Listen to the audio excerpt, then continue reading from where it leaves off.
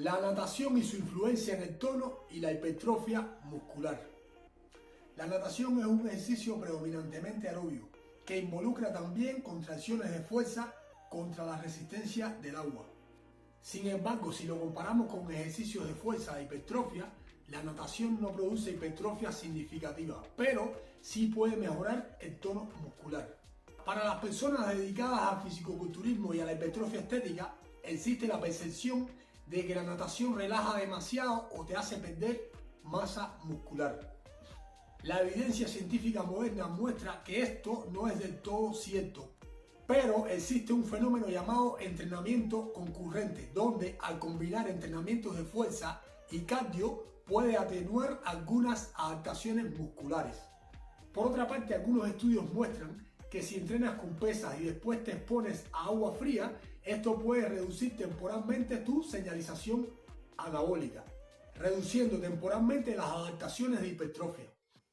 Otro aspecto que plantea la ciencia es el efecto interferencia. Cuando una persona combina entrenamiento de fuerza y entrenamiento aeróbico en el mismo periodo de tiempo, esto puede producir interferencia en la ganancia de masa muscular. Dependiendo del volumen de natación que tenga el sujeto, la intensidad con la que realice el ejercicio, el orden de la sesión de entrenamiento, si hace primero la fuerza o primero el ejercicio aeróbico, la nutrición y el descanso que tenga el deportista. Ahora les voy a brindar el testimonio de un nadador profesional, multimedallista nacional en Cuba, licenciado en deporte y además amigo mío en lo personal.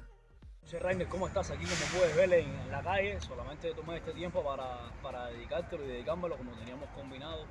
Y sí, cuando yo era atleta de la Escuela Nacional de Natación allá en Cuba, nosotros entrenábamos 10 sesiones a la semana, las cuales se dividían en 2 sesiones en agua el lunes, martes, jueves y viernes, porque miércoles y sábado, que eran los días de más intensidad, era solamente una sesión.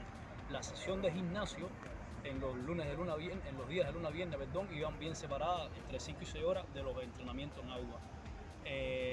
Y por supuesto, para un nadador todos son fuertes desde que practican la natación y lo vean a alto rendimiento, pero no radica como tal en una fuerza bruta ni en una fuerza de una gran masa muscular como tal, sino en una fuerza que va directa a trabajar las capacidades condicionales y coordinativas mediante ejercicios especiales dentro y fuera del agua, con las ligas, con las pelotas medicinales, con ejercicios pliométricos de las 3 partes del cuerpo, inferior, medio y superior, y en eso más bien es en lo que se basa y es lo que estamos buscando en un futuro con el atleta que te había comentado que vive en Puerto Rico, que queremos ir a los Juegos Centroamericanos y si la bendición de Dios nos permite ir a los Juegos Olímpicos, que por primera vez 50 mariposas sería un evento olímpico. Nada, hermano, muchas gracias por la invitación a tu canal.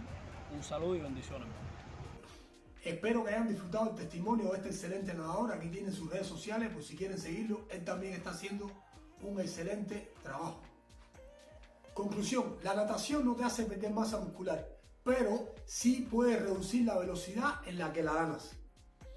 Recomendaciones, si vas a nadar, hazlo moderadamente evitando largas distancias. Una sesión de natación de 20 a 30 minutos está bien y evita el agua fría después de un entrenamiento de hipertrofia. Y si lo que te apasiona es nadar pero también quieres estar fuerte, te recomiendo que hagas los entrenamientos de pesas y de natación con 6 horas de diferencia.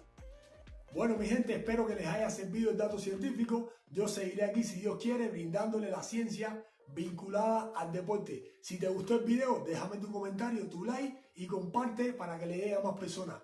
Cuba en la casa. Muchas gracias.